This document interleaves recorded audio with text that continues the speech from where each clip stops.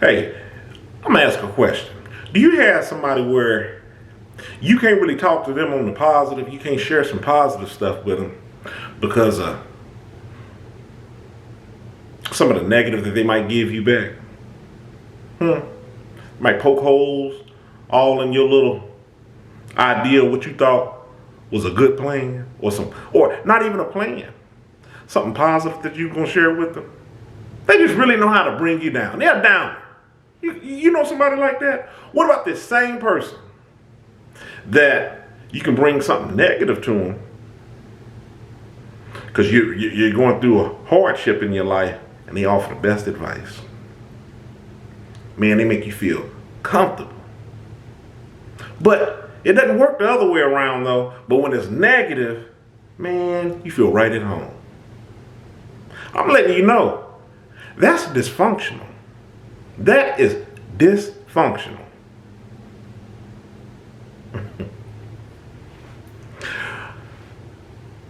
I had a couple of relationships like this, to where when you would question it, I'm not talking about intimate relationships. I'm talking about, well, I'm gonna say people in your inner circle. I'm not dealing with anybody dating wise. I don't put up with that foolishness. See that coming from a mile away. But I'm just talking about the people that are so-called supposed to be up off in your circle. And in some of the situations, you really don't even have a choice because you've been around them since birth. It was just, you came up in a dysfunctional situation and you just hadn't realized that this is not normal. It's a reason why I put that label of dysfunctional up on it. Think about how that leaves the relationship. I can't talk to you on positive things because you shoot me down, right? I bring you something negative, we can thrive on it, we can talk on it, we go. On one hand, you got me conflicted. You got me thinking, man, wow, this person's really there for me. Man, they really, yeah, they got my best interest at heart. Do they really? Or do they know the right things to say? Because half the time, they doing this stuff. They thrive in it. I'll tell you something else too. I said this with another video. When I state, some people, they just want to play leader. Some people like that, being looked up to, feeling like they have the answers. They determine their value on little incidents like this, which is a totally backwards way of going about doing things. You should determine your own self-value. It shouldn't be based on anybody else. So that's a problem within itself. And excuse me, you can't determine your value on what you're doing. We'll leave it at it's an internal struggle. I'm not going to even finish that sentence. It's an internal thing. It's not even a struggle. You should be able to determine your value on what you're bringing to the table, no problem. Because the thing is, we all have value. We all have a purpose, a reason for being here. So you shouldn't have to look too far into doing that. That's something that's innately in all of us. I'm letting you know that right now. Anybody else try to tell you otherwise, don't have your best interest at heart. Nobody should be telling you you don't have a purpose and a reason for being here. Now, you may let that be smothered out. You may make that a little hard for others to identify, come to talking to you in regards to what your purpose should be. But like I said, it doesn't come from other people anyway. Sometimes you are lucky and you get little compliments along the way, and that helps you in finding what it is that you're good with. Because a lot of times you're operating from you anyway, so people will, give you some pats on the back. That's good. That's real good. But nobody should be telling you that you don't have a purpose or reason for being here. Anyway, back to the topic of this video. Like I was saying, I was talking about some people like wanting to lead. They want to play big dog, right? And that's one of the ways that they feel valued are in these negative situations. But see, it's a deeper issue at hand than this. Think about it. For most things, for you to be really adept at, you have to have a lot of experience in, and you have to keep refining and honing your skills. And somebody who's just completely submerged in all this negativity, I mean, it's not really unrealistic for them to be able to have some good answers in it. But that's not the problem. The problem is, and hear me out now, follow me, see where I'm going with this. How come when you're on that upward swing of things, they want to bring you right back down into that mind frame? See, that's a problem. Think about it. If your life cycle or your day or any given amount of time is split into a 50-50,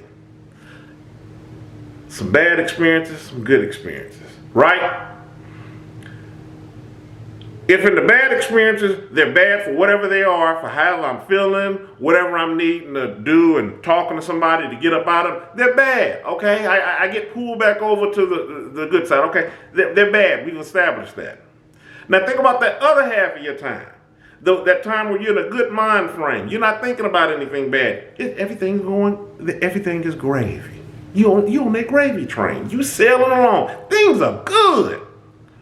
Why would I want to devote more of my, remember it's split half and half now, 50-50. Well, some people, they might have a little bit more one way or the other, depending on what they allow in their circle. But for the most part, we'll just say, without you doing anything, just unforeseen consequences and circumstances, you're sitting at 50-50. Normal deal, right? Till you start taking charge of your life and you're like, all right, I don't have to really have 50-50 on it. I'm going to do some better things, make some better choices, get this bar swing more over to that better side. That's my point. If you're in the good, right, on that good half of that 50-50, why am I trying to tap back into the bad? So think about that. I can talk to you when things are going good, right? I can talk to you when things are going bad, right? You help me out. You help me cross over here into this feeling of euphoria, this good mind state, right? But that's about where it stops. Because if I go off and I'm doing anything positive, you're gonna bring me back over here to this negative. What is the weight that you put on that relationship? The total sum of how that relationship is. How do you base it? What would you label it as? See, it took me a while to learn and find that out, that's dysfunctional. And overall, it's bad. I'm gonna let you in on another little secret of something that I found out. And through dealing with these situations, it made me come to this conclusion. When I found out that I was better fit to, give you an example. If I was going through something, I was better fit to think of a positive way to overcome that hurdle.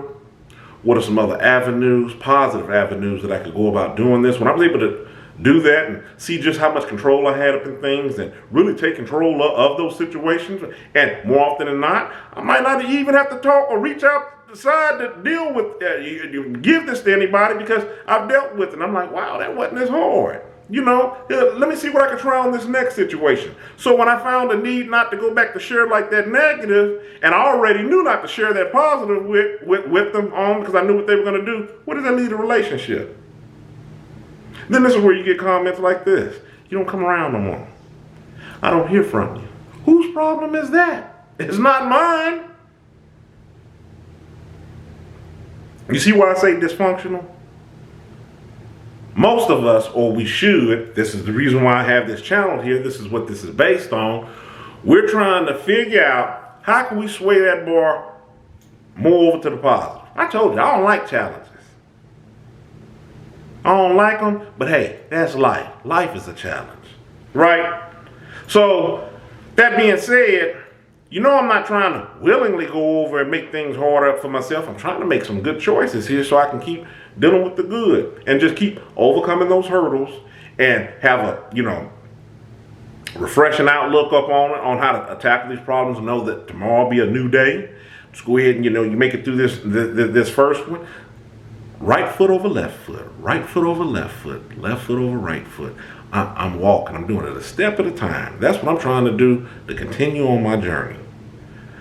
Yeah, sometimes you may stop for a minute, might get your footing about you. Sometimes you may step to the left, sometimes you may step to the right, sometimes you may even step back. You gotta change course. I gotta walk on over here to get around whatever it is that I'm trying to get around. But that's the point. I'm trying to move forward ultimately, and I don't mind taking a step back if it's gonna mean that I'm gaining some footing.